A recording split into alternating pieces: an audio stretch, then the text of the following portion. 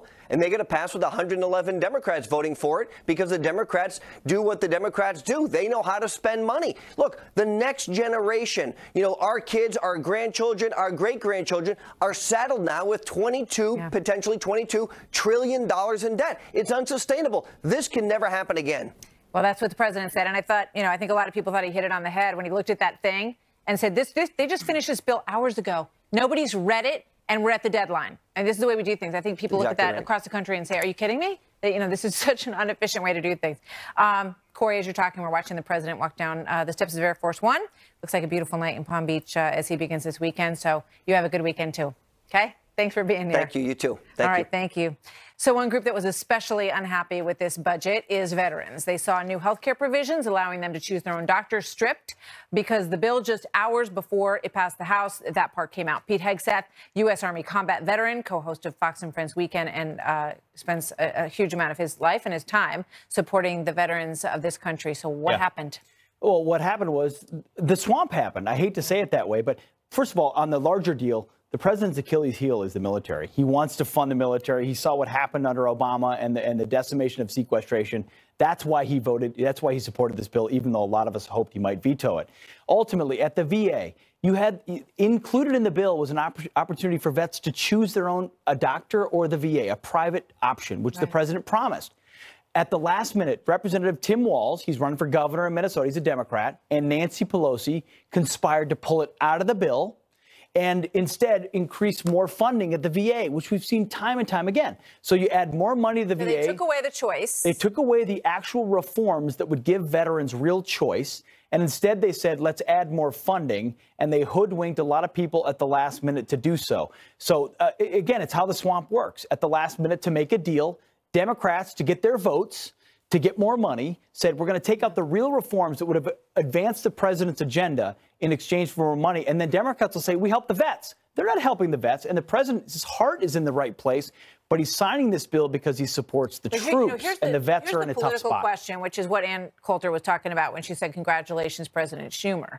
And, here comes impeachment. Because the fear is that this alienates the people that support him and have supported the people who, they believe are going to vote like him. Sure. And that you're going to end up with people who are in the middle deciding that Democrats are a better choice for them, like we saw in Pennsylvania with the Conor Lamb election. And, he's going to lose his majority, which has worked well in some ways and not so well in others anyway. I feel like today may have been the day that the party of fiscal responsibility in the GOP died. I mean, there isn't real commitment to that today at all. If you're not committed to fiscal responsibility, then at least be committed to reform.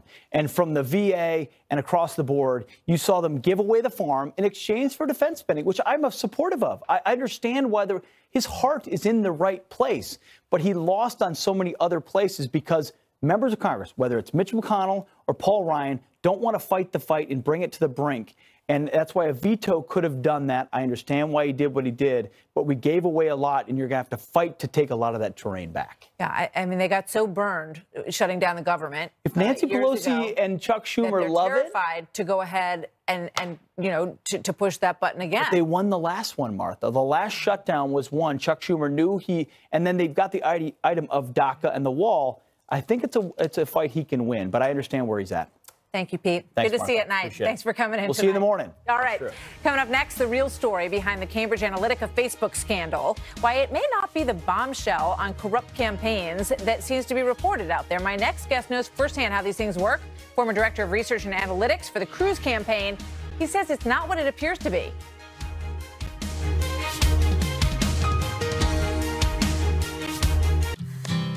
Feel the clarity of non-drowsy Claritin 24-hour relief when allergies occur. Day after day after day. Because life should have more wishes and less worries. Feel the clarity and live Claritin Clear. You might take something for your heart or joints, but do you take something for your brain?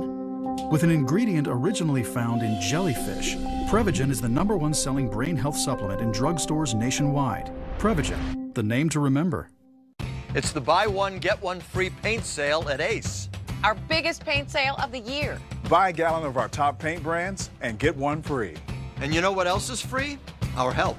With the Ace Extra Mile Promise, if you don't get everything you need in one trip, we'll bring it to you.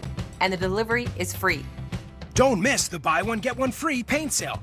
Get great savings on our top paint brands, Valspar, Clark & Kensington, and Royal. Now through Monday, only at Ace. Ace is the place with the helpful hardware, folks. This is where life expresses itself as an endless flow of energy. Are you ready? Atlantis, Bahamas at heart. Book by March 31st for the best summer rates at 1-800-Atlantis or AtlantisBahamas.com. Long John Silver's lets you skip your trip to the same old, and indulge in the different new.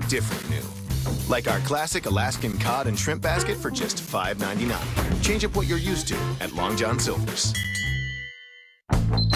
It's 6 a.m. 40 million Americans are waking up to a Gillette shave. And at our factory in Boston, more than 1,000 workers are starting their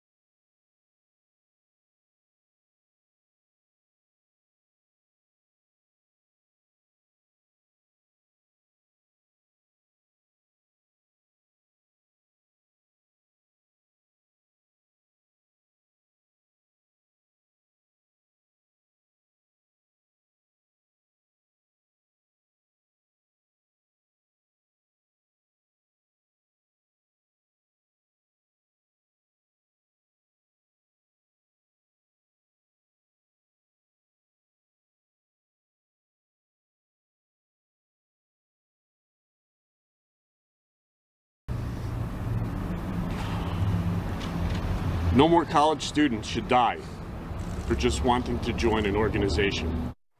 The parents of Timothy Piazza making an emotional plea today, calling for more strict punishment for hazing suspects.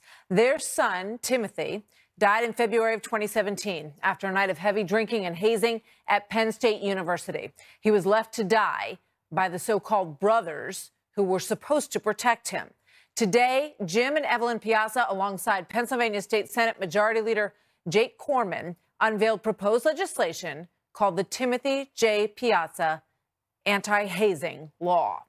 The bill calls for more harsh penalties for people caught hazing. It requires that schools have anti-hazing policies and reporting procedures in place, and that it keeps students and parents in the know about what's going on their campuses. At the same time today, in the courtroom behind them, a preliminary hearing on charges against 11 members of the now shuttered Beta Theta Pi fraternity. Today was the first of several hearings that will determine if there's enough evidence to take that case to trial. We're keeping a close eye on this story, as you know, and we will continue to tell you all of the developments. Also developing tonight, new questions about what, if any, role Cambridge Analytica actually played in the 2016 election. The acting CEO for the consulting firm says none of the data that was mined from Facebook was actually used, saying in part, quote, "Please, can I be absolutely clear? We did not use any GSR, Global Science Research data, in the work we did in the 2016 U.S. presidential election."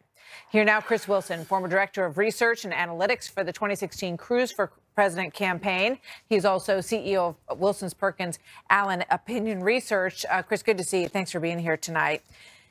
You know, this story sort of has, you know, all of the potential drama that I think a lot of people are looking for in it. But when you start to peel back actually what was in this data, whether or not it was actually used and whether or not it was actually effective, it appears that there's more to the story than meets the eye. Your thoughts?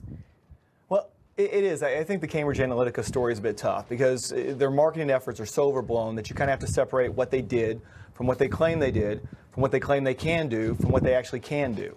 And all those things come together and create a very confusing story for anybody who's just sort of listening to this.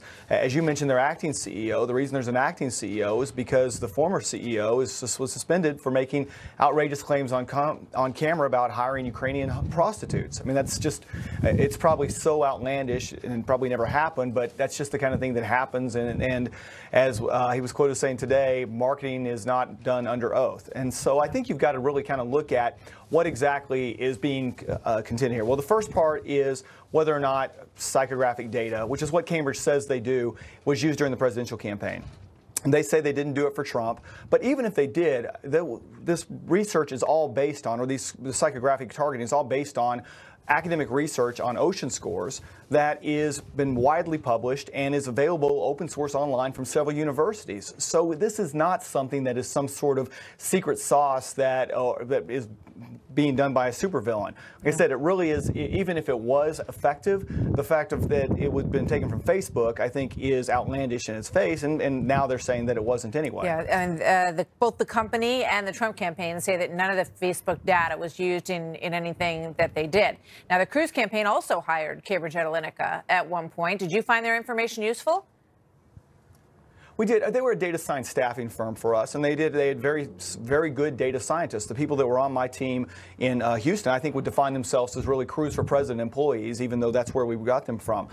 From an overall standpoint of their data, let me be clear, is there are several sources that a campaign gets data from. And without boring your listeners, I'll just tell you that there are between warranty records or there's several companies that sell this type of information, and you can get multiple pieces of data on a person. Now, the Facebook data is kind of where this all comes down to, and if there was something that was done that was wrong, it would be Cambridge gathering Facebook data under the auspices of using it for academic purposes and then repurposing it for campaigns, and that would be unethical. The Obama campaign used Facebook data in 2012. It was 100% legal for them to do it, and so did many corporations used it. And now, but the way they did it is by saying, share your information with us on the Obama campaign and let us talk to your friends, and then you chose whether or not to do that. You weren't doing it to take a personality test or for academic reasons. But that wasn't really Facebook's fault. That was somebody doing something unethical if it occurred that way. Yeah. And then the way that which they used it would be the other part of it. Yeah. Well, there's a lot of questions, as you raise, about whether or not this whole psychographic thing works. Both Alexander Kogan, who did some of this research, said they found it didn't really work that well in terms of determining or being able to influence someone's voting decision. The Trump campaign has said that they also found something similar. So, Chris, thank you very much. Just the tip of the iceberg on this, but we'll keep digging. Thank you very much. Good to see you tonight. All right. Thank you, Martha. So coming up, you know, attitude can be everything, and one familiar face here at Fox is living proof of that. Senior meteorologist Janice Dean is here to share her personal journey battling a potentially disabling disease. But first, the untold true story behind the infamous Chappaquiddick incident is now about to hit the big screen. We'll go behind the scenes with the movie's producer on telling the story which nearly derailed Ted Kennedy's political career. Then Chris Stirewalt on why he says this movie is part of a larger cultural reckoning. Tonight. What do we do to help the senator? A dead body holds a lot of secrets. Those can be the difference between guilt and innocence. Are you saying that there's a possibility that maybe she didn't drown?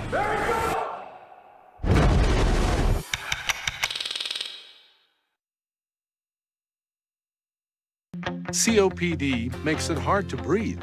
So to breathe better, I go with a Noro. COPD tries to say go this way. I say I'll go my own way with a Noro. Once Daily Anoro contains two medicines called bronchodilators that work together to significantly improve lung function all day and all night. Anoro is not for asthma. It contains a type of medicine that increases risk of death in people with asthma. The risk is unknown in COPD. Anoro won't replace rescue inhalers for sudden symptoms and should not be used more than once a day. Tell your doctor if you have a heart condition, high blood pressure, glaucoma, prostate, bladder, or urinary problems. These may worsen with Anoro. Call your doctor if you have worsened breathing, chest pain, mouth or tongue swelling, problems urinating, vision changes, or eye pain while taking Anoro. Ask your doctor about Anoro. Get your first prescription free at Anoro.com. Steinmart's famous 12-hour sale is here with huge store-wide savings. Get up to 50% off hundreds of spring sale items like famous brand dresses, shoes, bedding, and much more. Plus, save up to 75% off all clearance items this Friday and Saturday at Steinmart.